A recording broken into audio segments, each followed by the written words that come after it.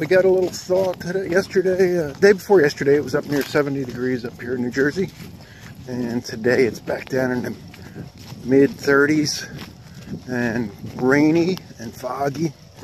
So I feel like I'm back out on the trail again with this weather. But I'm just out on a little trail run right now. And so hopefully you've been keeping up with the walks, getting outside, getting your walks in, rough terrain, out in the woods. And when I get back to the house, I'm going to show you some core exercises for today. The core is really important in hiking and in any kind of physical activity. You have to have the core strength, both abdominal and back strength, to support your rest of your body.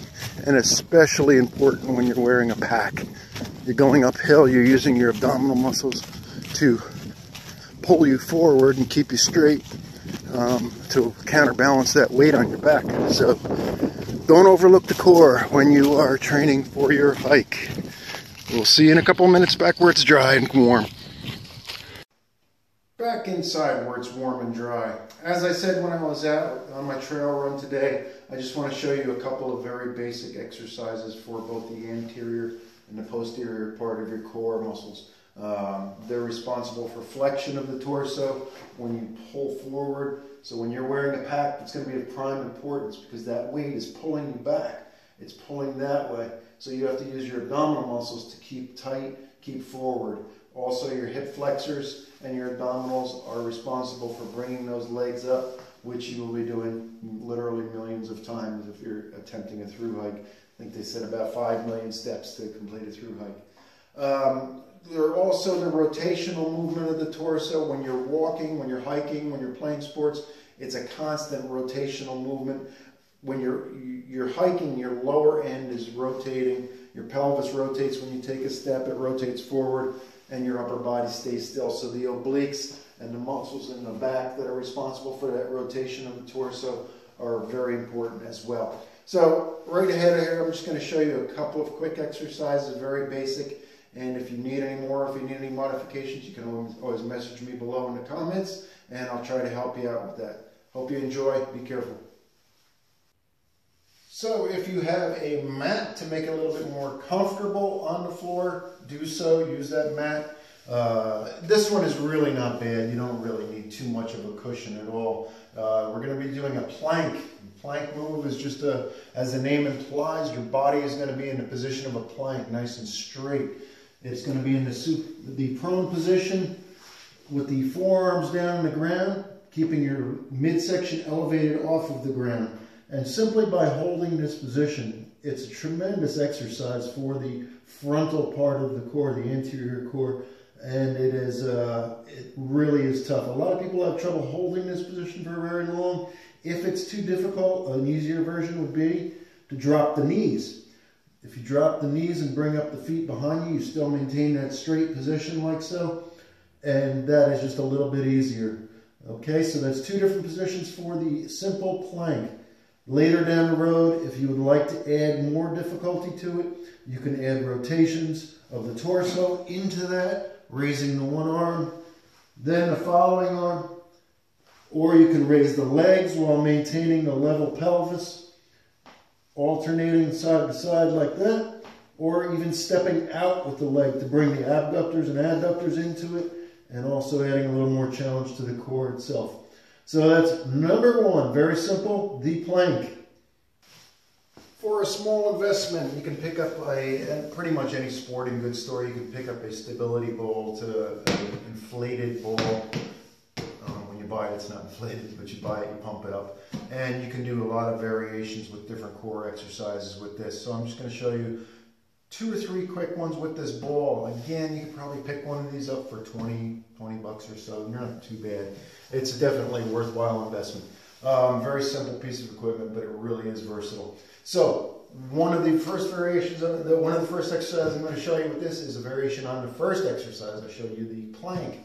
So doing the same position, the plank position, but by having your arms up on the ball, this adds a level of instability to the control of the arms, and it can also, it adds, so that helps to strengthen the shoulders, and also you can add rotation of that ball into it, which accentuates the obliques a little bit, just holding this stable from the side to side motion, and it definitely increases the intensity of the exercise.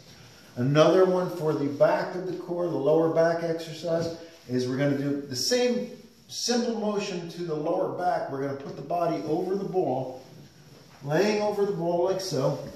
I put this back a little bit. And you can have the hands, different levels of difficulty here. We can put the hands down on the ground for stability and just raise the upper body up, lower it down, wrapping around the ball, raising it up, lowering it down. Okay, now you're using the muscles along the spine, the erector spinae, to raise the upper part of the torso and to lower it.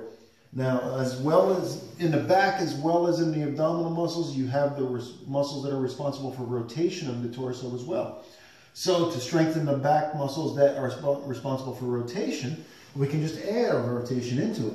You can raise one arm at a time, and then the other arm, back and forth, like so. And to raise that level of difficulty, you can put the hands up behind the neck, raise the elbow, and then the other elbow. That's putting the weight out more farther in front of you, which makes it more difficult. So there's two for the back, and one additional one for the from the plank variation. Now I'll show you a simple crunch on the ball. We've all done abdominal crunches on the ground. By doing them on the ball, what this does to you, you have a seat on there, it can give you a little bit of back support right here when you're back. But what it also does is right now my abdominals are not resting because my upper body is still off the ground.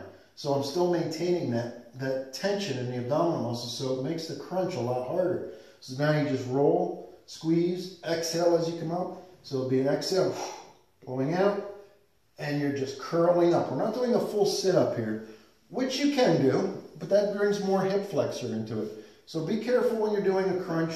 Make sure that you're thinking about shortening the distance between the base of the sternum and the top of the pelvis. You're going to exhale.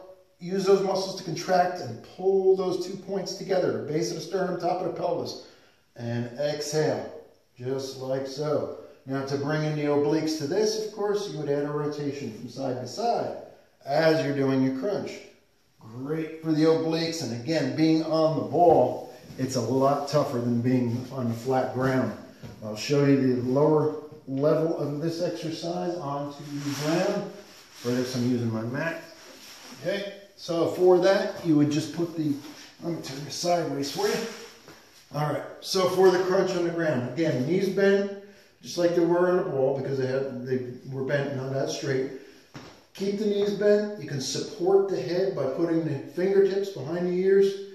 You're rolling up, again, just shortening the distance between the base of the sternum and the top of the pelvis. Exhaling as you come up. And that's all you really need to do is just squeeze and exhale. Keeping the chin out of the chest. Think about having the fist distance if you were putting your fist in between your chin and your chest. So keep that neck open, squeeze, exhale.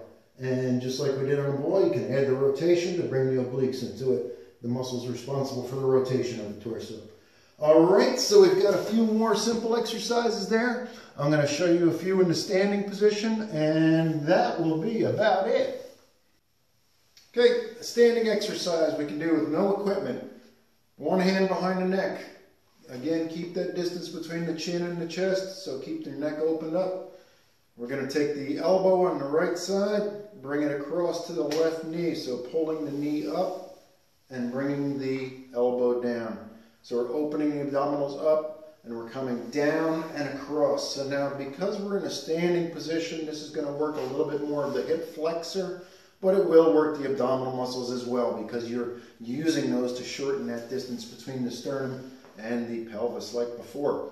So the hip flexors are so important when you're on your hike. You will notice that when you have that packed on and you're walking for hours on end, those legs and the hip flexors will get fatigued. So it's great to do some more exercises that will incorporate both hip flexors and abdominals. So we can do these multiple repetitions on both sides. Just tap the foot to the ground at the bottom, bring it up, touch the elbow, blowing out as we contract the abdominals to pull up. So it's blowing out each time we come up.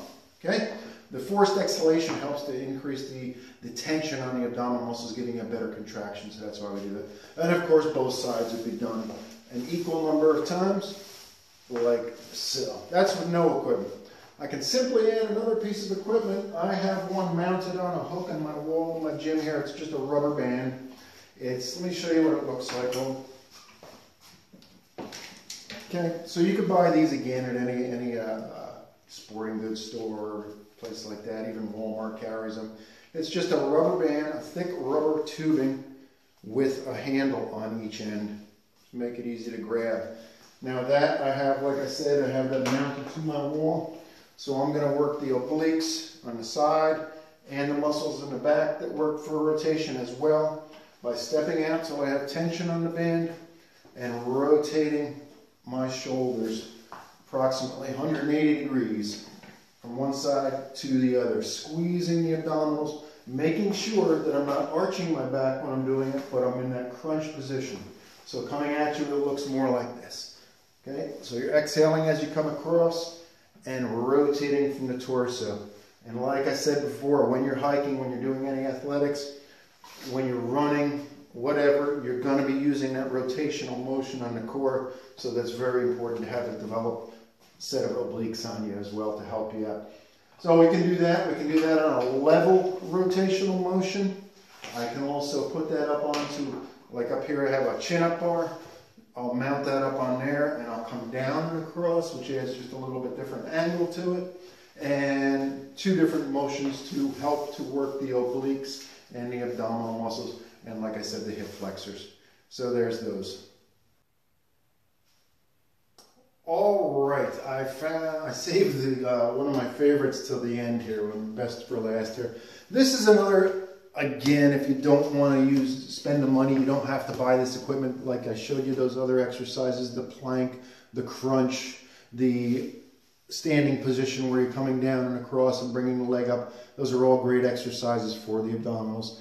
You don't need to do additional equipment, but it just makes it a lot more fun with a minimal investment. So the rubber band, the stability ball, and this is a med ball. It's like a ball that is filled with like a sand, so it's soft. But as you can see on the label here, it weighs 8 pounds. So this one is great for getting your aggravation out at the end of the day.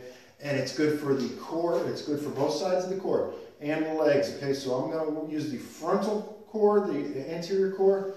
When I pick this ball up overhead, I'm going to go up on my toes and stretch towards the ceiling. So I'm stretching everything out here. And then with as much force as I can, I'm going to contract the abdominal muscles to force my body down and slam that ball into the ground as hard as I can.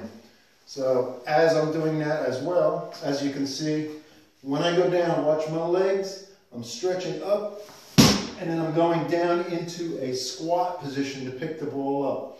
So it's at that point, after I contract the abdominals and the anterior core to pull the ball down, now I'm grabbing the ball and I'm lifting up. I'm going out of that squat position and I'm extending the back up. So I'm working both the front and the back. To work the side-to-side motion on that, you do simple modification. You pull it up straight, slam it to the side, bring it up straight again, slam it to the other side. So this one is a great way to get at your aggravation at the end of the day and to work both front, back, and legs. So that's all I'm going to show you for today. If you guys have any questions, if you want any modifications to make these a little bit easier, but don't forget, if you have any issues with the back, with the knees, don't do these exercises unless you get medical clearance. And be careful.